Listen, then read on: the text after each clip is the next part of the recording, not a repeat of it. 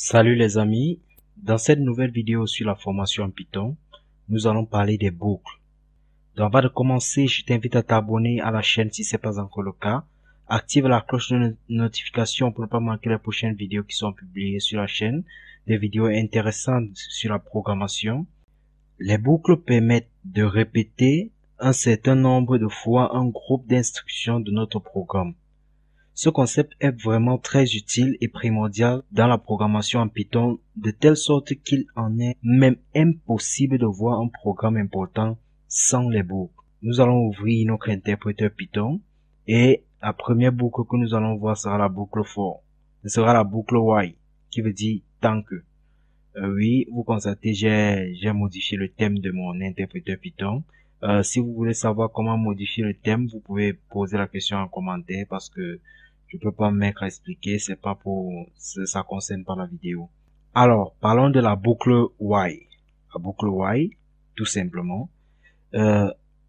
Cette boucle permet, cette boucle qui signifie tant que en français, elle permet de répéter un bloc d'instructions tant qu'une instruction est vraie. C'est-à-dire quoi? Faisons un exemple. Si je crée par exemple une variable âge égale à 23. Ok. Là maintenant je dis tant que y âge est inférieur par exemple à 50. Alors qu'est-ce qu'on fait? On affiche tout simplement salut. Et ensuite, je dis, j'incrémente la variable âge pour qu'elle puisse atteindre 50. Âge plus égale 1. Ceci signifie que j'incrémente la variable âge au fur et à mesure. Donc, lorsque je fais âge plus égale à 1, c'est pour dire, âge reçoit âge plus 1. Ok. Là, j'exécute. Et vous voyez bien, salut, jusqu'à ce que âge soit égal à 50 et la boucle s'arrête. Je crois que vous voyez un peu l'utilité de la boucle. Donc, elle me permet par exemple d'exécuter cette instruction de salut le nombre de fois que je veux, en fonction d'une condition précise. Donc, elle est vraiment très utile. Nous pouvons voir un exemple très simple. Peut-être que si nous avons besoin de calculer, par exemple, la table de multiplication, autant pour moi, je peux mettre là T, la table de multiplication de 8 par exemple. Là, je mets mon compteur i à 0. Là, je fais juste un while. Tant que i est inférieur à 10, tant que i est inférieur à 10 par exemple, je fais ceci. Print mon nombre qui est i plus 1. Ok, i plus 1. Là, je fais fois t est égal à i plus 1, le tout fois t. Là, je ferme. Là, je fais i plus égale 1 pour dire que chaque fois qu'on passe dans la boucle, j'incrémente ma boucle. Et vous voyez directement la table de multiplication par 8. Vous voyez là 1 fois 8, 8, 1 fois 2 fois 8, 16. Alors, j'explique un peu comment ça se passe. Là, nous avons initialisé i à 0 et là, nous avons la boucle de tant que. Tant que i est inférieur à 10. C'est-à-dire que chaque fois que i sera inférieur à 10, on va exécuter ce code. La première étape, on a i égale à 0, on vérifie. Est-ce que i est inférieur à 10? Ok. On est dans la boucle tant que. Tant que i est inférieur à 10, on dit est-ce que i est inférieur à 10? Ok. Alors, on entre dans la boucle. On affiche 0 plus 1 qui font 1. Vous voyez là 1. On vient là, on met le symbole fois. Ensuite, on affiche le 8 qui est t. Ensuite, on met l'égalité. Ensuite, on fait i plus 1 qui est 0 plus 1 fois t qui vaut 8. Donc 0 plus 1 qui est 1 fois t qui vaut 8. C'est pour ça que vous allez voir la 8. Donc 1 fois 8, 8. Exactement la même chose. Et directement à la troisième ligne, maintenant nous avons i plus égal à 1. I plus égal à 1 veut dire quoi? Comme nous avons 0, ça fait 0 plus 1. qui donne maintenant 1. Donc, on repasse maintenant dans la boucle, maintenant I vaut 1. Est-ce que I est inférieur à 10, etc. On refait la même chose. Là, on a 1 plus 1 qui vaut 2. Vous voyez là 2. Là, on a 8. Là, on a plutôt 2 fois 1, fois 8 qui donne 16, etc. On repasse dans la boucle. À ce niveau, on fait encore I reçoit I plus 1 qui passe à 2. Et on revient dans la boucle. Et jusqu'à 9. À 9, maintenant, on arrive là, on fait 9 plus égal à 1. Et lorsqu'on arrive là, on vérifie, est-ce que 10 est inférieur à 10? On voit que 10 n'est pas strictement inférieur à 10. Alors, ça ne marche plus.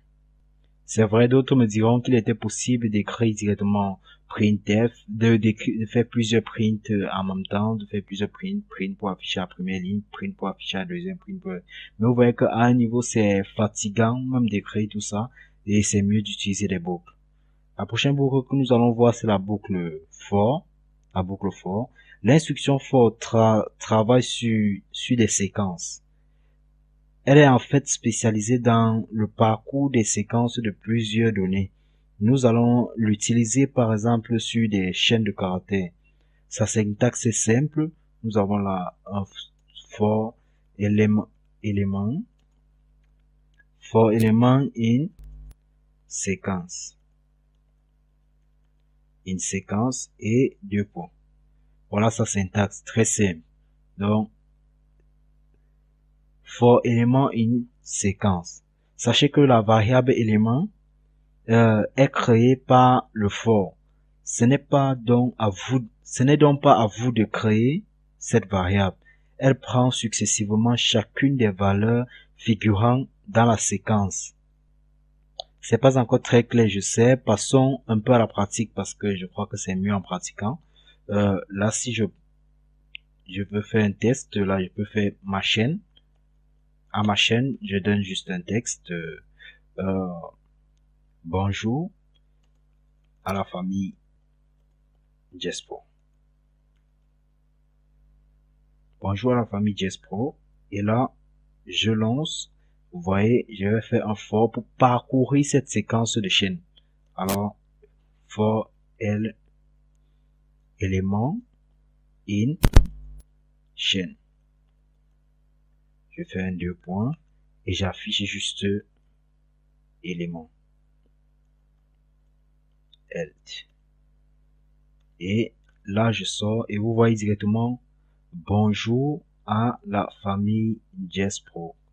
Oui, c'est vrai, c'est pas aligné comme il le faut, mais là, nous sommes dans l'interpréteur, donc on ne pouvait pas s'attendre à mieux que ça. Donc, vous voyez l'importance de la boucle for. Elle va vous permettre de parcourir plus que ça, mais pour l'instant, nous limitons aux séquences de chaînes parce que nous n'avons pas encore vu les listes et autres, les dictionnaires. Nous allons voir, lorsque nous allons arriver sur ces chapitres-là, nous allons voir que c'est vraiment très très important cette fonction, cette boucle for autant pour moi. Et il faut vraiment comprendre ces boucles pour pouvoir avancer en programmation Python. Avec ça, vous pouvez faire maintenant des tests comme vous voulez. Vous pouvez par exemple refaire le for alt in chain. Et là, vous faites par exemple un if. Si par exemple élément vaut, si c'est par exemple la lettre A, vous voyez. Donc, if élément égale à A. Donc, si c'est la lettre A, on peut faire par exemple print élément, oui. Et sinon, donc else, on peut faire un print,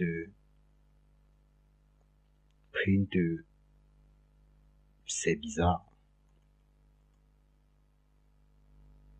Bon, pas trop écrit, c'est bête. Donc, on peut faire tout juste simplement un print comme ceci. Et là, vous voyez, c'est bête. Là où nous avons une lettre A, la lettre A s'affiche. Ensuite, vous voyez encore c'est bête et ensuite la lettre A s'affiche.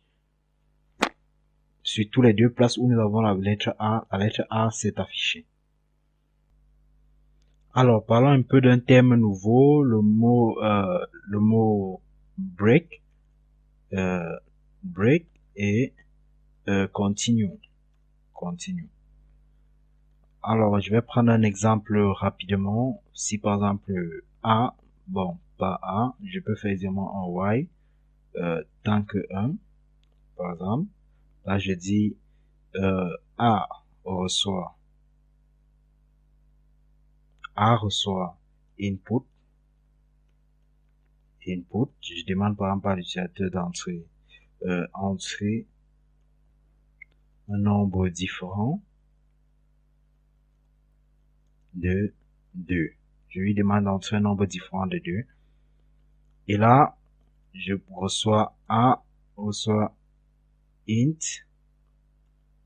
de A. J'espère que vous vous souvenez encore de tout ceci. Ensuite, je fais un if, je fais une condition sur A. Si A, if A is not, si A n'est pas, ne vaut pas 2. Si A ne vaut pas 2, ça veut dire que il a entré un truc qu'il faut, un nombre qu'il faut. Ça veut dire que si A ne vaut pas 2, ça veut dire que A est différent de 2. Ça veut dire qu'il a encore un nombre qu'il faut. Je fais quoi? J'affiche A, tout simplement. J'affiche A. Et ensuite, je veux directement sortir de la boucle. Je fais un break. Rappelez-vous, là, nous avons mis un Y1. Y1 veut dire quoi? Tant que la condition est toujours vraie. Quand nous voyons un Y1, ça veut dire que la condition sera toujours vraie. Donc, on est dans une boucle infinie qui ne va jamais s'arrêter et qui pourra faire planter la machine. Mais à l'aide du break, nous pouvons sortir de la boucle. Et là, je peux faire directement un print de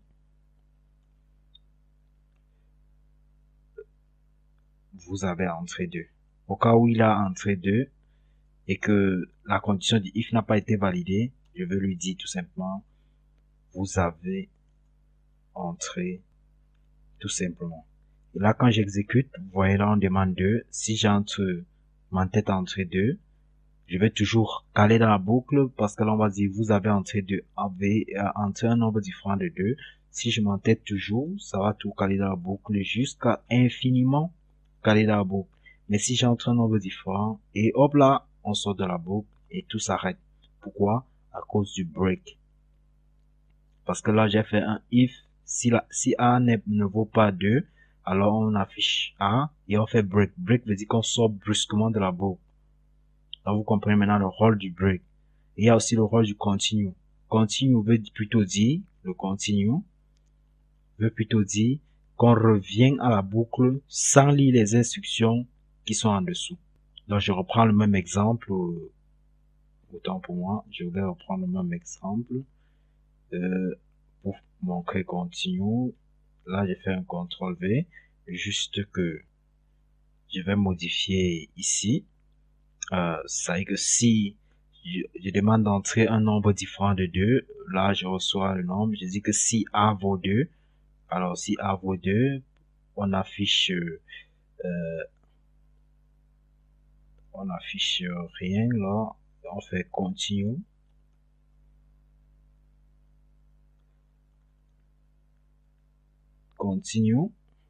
Bon, on devait comment afficher, mais ça, bon, là on fait juste un continue, et là on dit, c'est validé. Et là, exécutons ce petit code et voyons ce qui va s'afficher. Entre un nombre différent de 2. Alors, je m'entête à entrer 2. Vous voyez, entre un nombre différent de 2, je m'entête à entrer 2. Vous constatez que la dernière ligne ici n'est pas exécutée. Nous sommes là, nous demandons d'entrer un nombre différent de 2. L'utilisateur entre 2 et là on vérifie est-ce que A vaut 2 et on voit que A vaut 2, c'est vrai. Alors continue fait quoi? Continue arrête l'instruction à ce niveau et retourne à la boucle sans exécuter la suite. Donc quel que soit le code qui se trouve en dessous dans le while, continue va empêcher l'exécution de ce code et va directement retourner au while. Donc, on voit un peu l'utilité de continue et sa différence avec break.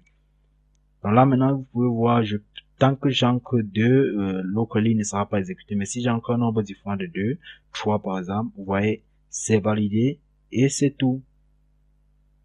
c'est validé et ça revient encore code parce qu'on n'a pas mis une condition pour sortir de la boucle. Ça va mettre que c'est validé, mais ça va tout rester dans la boucle. Donc, je crois que vous avez compris l'importance du break et du continue. C'est vrai que il va falloir beaucoup de pratique pour que vous vous habituez avec ce petit concept, ces deux concepts, mais c'est pas grave. Alors, avant de terminer, je voudrais vous donner un exercice d'application. Euh, Créer un programme en Python qui donne la table de multiplication de 3, de 4 et de 5. J'attends votre code dans les commentaires si vous avez envie de travailler quelque temps. Je vous recommande de faire ce petit TP qui a l'air de rien du tout, mais qui va vous aider à maîtriser les boucles et les conditions. Merci d'avoir suivi cette vidéo jusqu'à la fin. Je vous invite à liker, partager et je vous dis à bientôt pour une nouvelle vidéo. N'oubliez surtout pas de vous abonner.